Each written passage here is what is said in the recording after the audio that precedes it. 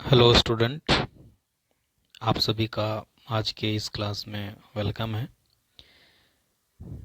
मैं हूं पंकज कुमार पांडे और आप हैं class 10 English with Pankaj sir में। इस क्लास में हम लोग एक पोएम करने वाले हैं, अ टाइगर इन द जू। ठीक है, अ टाइगर इन द जू। इस वीडियो में हम लोग इस कविता को देखने वाले हैं। इसके जो पोएट हैं वो हैं लेज़ली नॉरिस। कौन है? Lazily Norris. ठीक है, तो इसको हम लोग समझेंगे लाइन बाय लाइन। पिछले वीडियो में हम लोगों ने नेल्सन मंडेला चैप्टर को कंप्लीट किया है ना। धीरे धीरे आपको सभी चैप्टर्स के सभी पोएम्स के आपको क्लासेस मिलेंगे। ठीक है, यहाँ पर आपको इजी और सिंपल तरीके से समझाने का प्रयास किया जाएगा। आइए हम लोग देखते हैं इस कविता को, इस पोएम को। क्या है? अ टाइगर इन द जू। देखिए, बेसिकली आप लोग जानते हैं कि कविता जो होती है उसका कुछ भाव कुछ और होता है। ठीक है, जो नेचुरल तरीके से पता नहीं चलता है, तो उसको हम लोग समझने का प्रयास करेंगे। आइए हम लोग देखते हैं क्या है अ टाइगर इन द जू। अ टाइगर इन द जू, इसके जो पोएट हैं वो हैं लेज़ली नॉरिस। ठीक है, देखते हैं हम लोग ये क्या है, इसको थोड़ा सा पढ़ने का ट्राई करते हैं। This poem contrasts a tiger in the zoo with the tiger in its natural habitat। क्या कह रहा है कि ये जो पोएम है ये आपको कॉन्ट्रास्ट यानी कि अंतर बताएगा, थोड़ी सी भिन्नता आएगी किसकी इसके बीच में। तो एक टाइगर जो जू में रहता है, चिड़ियाघर में जो बंद होता है, और एक टाइगर जो नेचुरल हैबिटेट, जो जिसका कि प्राकृतिक आवास, प्राकृतिक निवास स्थान, घर जो नेचुरल हैबिटेट होता है उसमें, और एक टाइगर जो चिड़ियाघर में बंद है उसमें, वो आपको क्या बताएगा? एक अंतर बताएगा। इस कविता में वही बताया गया है। ठीक है, आगे। The poem moves from the zoo to the jungle and back again to the zoo. ये जो पोएम है, ये जो पोएम है वो जंगल, जू से जंगल तक जाती है। ठीक है, फिर वापस ये चिड़ियाघर में आती है। तो कह रहे हैं कि read the poem silently once. ये आपको कह रहे हैं कि इस पॉइंट को आप बड़े ही आराम से, शांति से एक बार जरूर पढ़ें, और ये बताएं कि which stanza speak about the tiger in the zoo and which one speak about the tiger in the jungle. कह रहा है कि एक बार आप इस पोएम को अच्छे से पढ़ें, और पढ़ने के बाद आप ये बताएं कि स्टेंजा, स्टेंजा यानी कि जो पोएम है, इस पोएम की जो पंक्तियां होती हैं, जो लाइंस होते हैं, ये 4 लाइन का एक है, ये स्टेंजा हो गया। ठीक है, ये जो कविता के जो लाइन होते हैं ना, वो स्टेंजा कहलाती है। ठीक है, तो 4 लाइन का एक stanza, second, third, fourth, fifth stanza. ठीक है, तो कह रहा है कौन सा स्टेंजा टाइगर्स के बारे में बता रहा है जो चिड़ियाघर में है, और कौन सा जंगल में रहने वाले टाइगर के बारे में बता रहा है। ठीक है, तो आइए हम लोग पढ़ते हैं फर्स्ट स्टेंजा को। He stalked in his vivid stripes the few steps of his cage,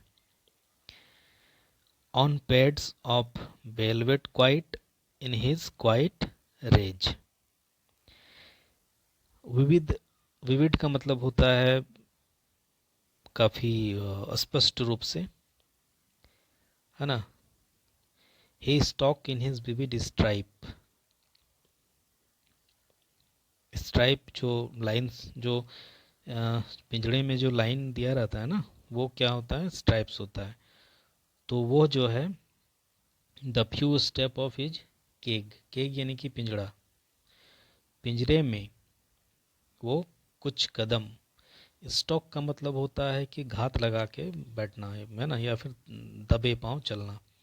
तो he stalks in his vivid stripe the few step of his cage on pads of velvet quite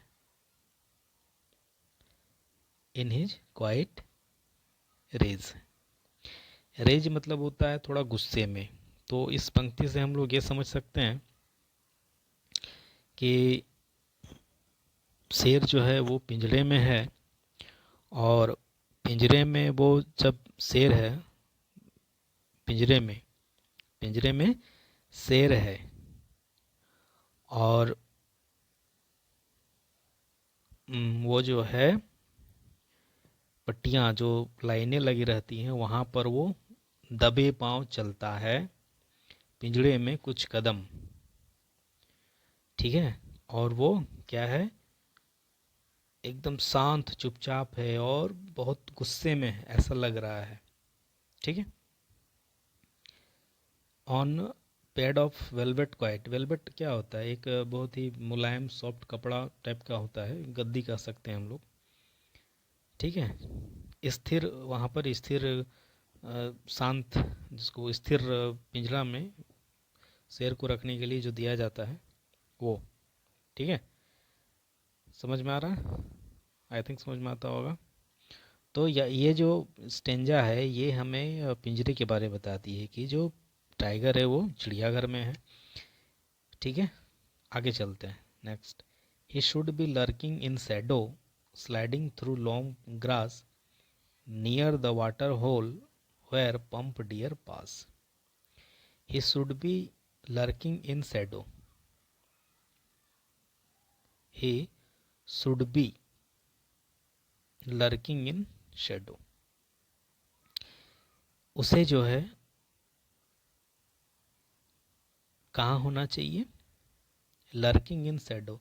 lurking का मतलब होता है घात लगाए छिपकर रहना, यानी कि शेर जंगल में जब रहता है तो वो शिकार करने के लिए दब छिपकर रहता है, घात लगा कर बैठता है कि कब कोई जानवर आए तो उस पर वो झपट्टा मारे। ठीक है, तो लर्किंग इन शैडो, छाया में छिपकर रहता है। स्लाइडिंग थ्रू लॉन्ग ग्रास, जो लंबे लंबे घास होते हैं उसमें से वो क्या करता है, धीरे धीरे फिसलता है, चलता है।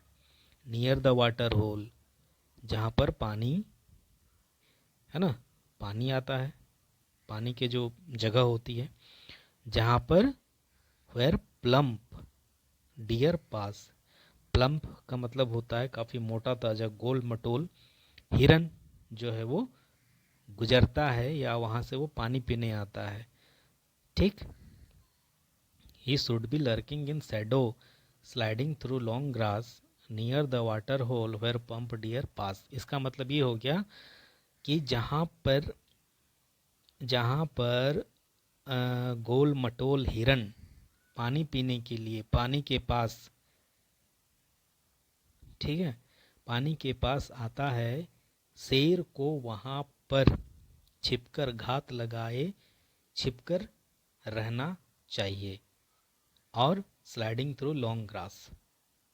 ठीक है, आगे चलते हैं, ये स्टेंजा पढ़ते हैं हम लोग।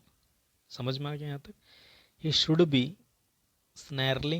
snarling around houses at the jungle's edge, baring his white fangs, his claws terrorizing the village।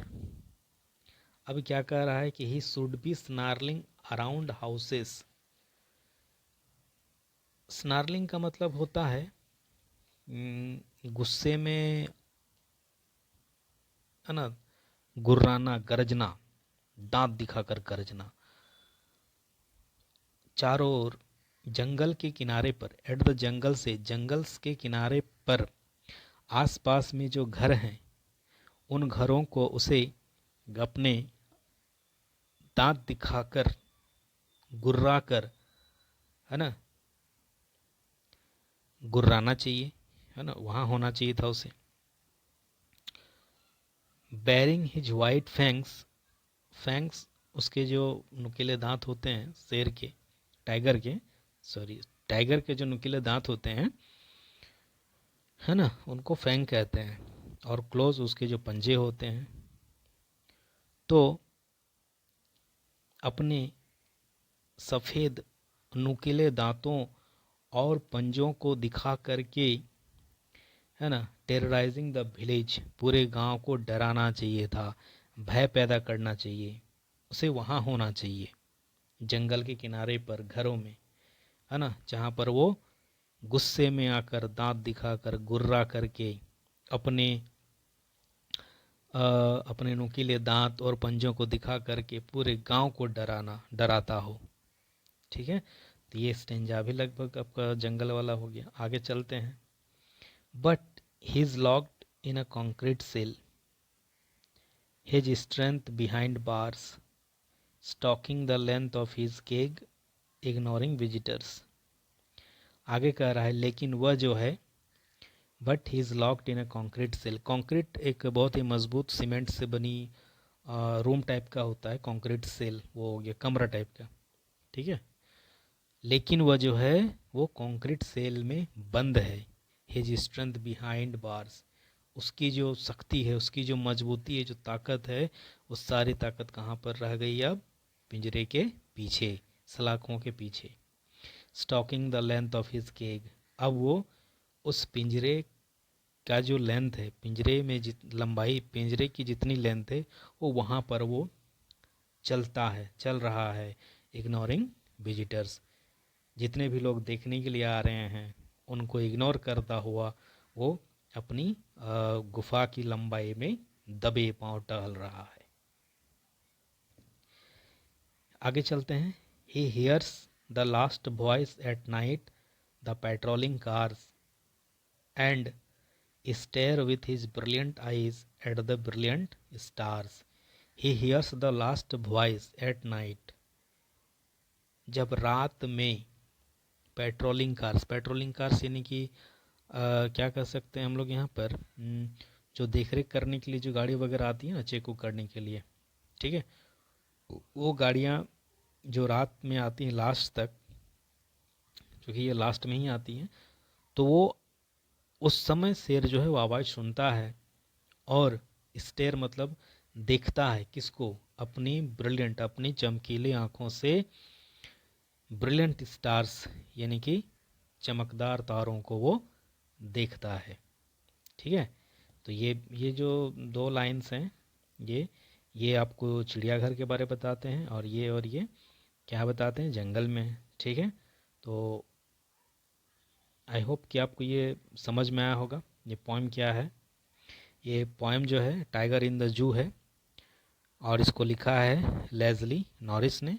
ये जो पोएम है बेसिकली हमें बताता है किसके बारे में? थोड़ा सा अंतर, कंपैरिजन बता रहा है एक सिचुएशन कि एक जो टाइगर जो जंगल में होता है और एक जो टाइगर जो चिड़ियाघर में होता है, उसमें क्या अंतर होता है ये तो दिखाया गया है। ठीक है, आई होप आपको ये समझ में आया होगा, अच्छा लगा होगा।